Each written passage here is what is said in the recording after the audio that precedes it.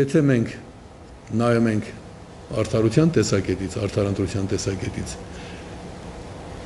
անարդար, անազնիվ սահմանադրության հենքի վրա կառուցված ընտրությունը չի կարող լինել արդար։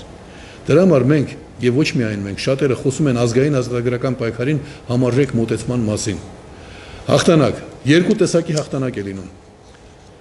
Երբ 1991 թվականին անկախության հանրաքվեի հարցն էր դրված, բոլորը հիշում են, որ սա այն գաղափարն է, որի դեմ բոլորս պայքարել ենք ու ԱԻՄ-ին էլ համարել ենք ծայրահեղական։ Բայց սա ԱԻՄ-ի գաղափարն է։ Ու այդ գաղափարը ի վերջո հաղթանակեց։ Հիմա այսօր բարեբախտաբար այդպիսի հարց չկա, որ բարդույթներ ապրեն մարդիկ, բայց կա բոլորիս համար կարևոր խնդիր։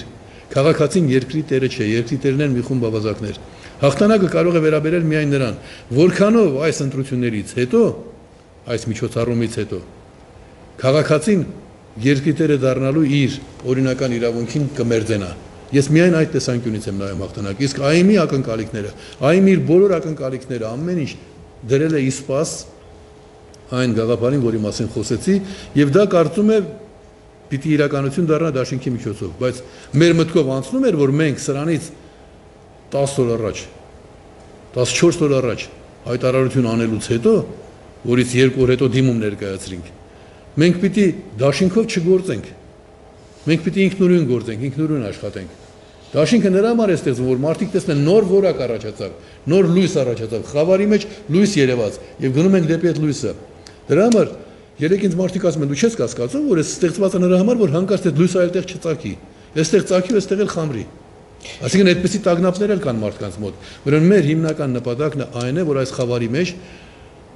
լույսը դառնա իրավիճակի տերը։ Շատ լավ, դաշինքի ձևավորման ժամանակ որպես կանոն յուրաքանչյուր կողմներ է դնում եւ իր բոլոր հնարավորությունները, իր պոտենցիալը, թե նյութական, թե եւ բոլոր առումներով, բայց իհարկե ամենակարևորը էլեկտորատը։ Ես կուզեի հասկանալ ձեր գնահատմամբ, ձեր էլեկտորատը ինչքան է կազմում։ Ամենավատ տվյալներով, երբ իմ հանդեպ եղավ մահափորձ եւ հետո եղավ զանգվածային պետականորեն կազմակերպված քարոզարշավ, թե Հայրիկյանը ինքն է իր վրա կրակել։ Այդ ամենավատ պայմաններում, կեղծ ընտրությունների պայմաններում էքզիտ փոլի արդյունքները միջազգայինորեն արված ցույց են տվել 3%։ Այդ ամենավատն է, որ երբևէ եղել է իմ հանդեպ։ Այդպիսի բան որևէ մեկի հանդեպ չի եղել։ Ոչ մի տեխնատուի վրա չեն կրակել։ Ոչ մի տեխնատուի վրա կրակելուց հետո չեն ասել, որ ինքը թալանչի է, որովհետև բուժվում է։ Ոչ մեկի մասին չեն ասել, որ ինքն է կազմակերպել այդ բոլորը։ Այդ բոլորով հանդերձ եղել է 3%։ Բայց դրանից առաջ մինչև կրակոցը արդեն 15% էր հասել, որովհետև մարդիկ վերլուծում էին ամեն մարդու խոսք նաև գործունեությամբ են, չէ՞ նայում։ Այնպես որ եթե էլեկտորատի մասին եք խոսում, այստեղ այսպես է, մեկին գումարած 1 հավասար է ոչ թե 2-ի, այլ 5-ի։ Երբ դաշինքի ստեղծման իմաստը դա է։ Այստեղ սխալ է խոսել առանձին։ Այդ դեպքում դուք պիտի ասեք, օրինակ, Օսկանյանի էլեկտորատը որքան է։ Չգիտենք, 0 է եղել։ Վիկտոր Դալակյանը ինչքան է եղել։ Անհատապես ինքը որպես կուսակցություն չի մասնակցել, դա ճիշտ մոտեցում չի։ Բայց Վիկտոր Դալակյան գումարած, Վարդան Օսկանյան գումարած Սեյրան Օհանյան ոչ թե 3 միավոր է դառնում, եթե ամեն մեկը 1 միավոր, այլ արդեն դառնում է 10 միավոր։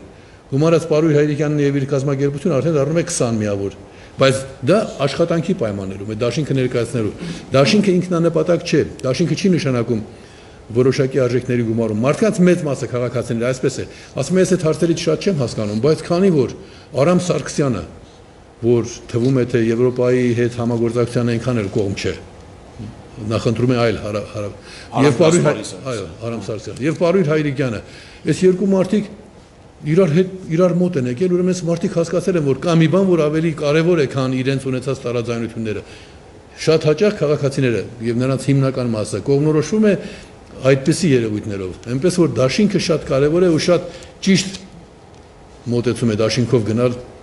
այսպիսի խառնակ իրավիճակներում դաշինքով գնալ ընտրությունների։